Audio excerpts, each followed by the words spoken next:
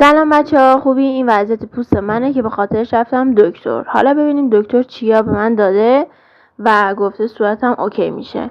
قبل از هر چیزی بهتون میگم که قیمت دارو خیلی نجومی بود، اونم توی این وضعیت. و این فاکتورم که میبینید شده 1,100,000 1,200,000. حالا با چند قدم مواد الان میبینیم. حالا ببینیم چی داده. اول از همه یه ورق قرص بهم داده. ورق اسمشو الان یادم نیسته. هر روز یه دونه باید بخورم با یه لیوان پر آب، که من 2 لیوان آب میخورم همراش، به خاطر اینکه جوش نزنم، جوشای بی خود و الکی و اینا دیگه نزنم. دکتر گفت. دومین چیز محلولیه که برای روز استفاده میشه. شما با پد میزنین روش و به روزا، صبح، ظهرا یا هر موقع میزنین به پوستتون و روشن میشه. ولی قبلش باید کامل تکونش بدین که مواد ته‌نشین شده حل بشه.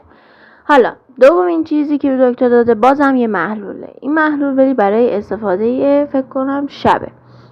شما اینم مثل دفعه قبلی اینم میزنید به پد، بعد میمانید به صورتتون که کامل تیرگی‌ها و اون کدری پوستتون از بین بره.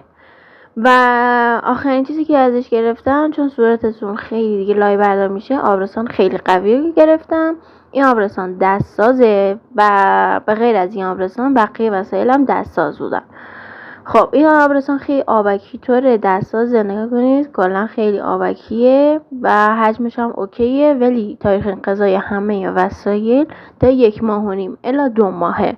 اگر توی یخچال نگهداریشن 2 ماه، در غیر این صورت بعدش تاریخ انقضاشون تموم میشه و بریزید دور. و کلا این 4 قلم رو گرفتم. حالا بهم ارزش خرید داشتن این 4 قلم، اونم 1,200,000 تومان یا نه؟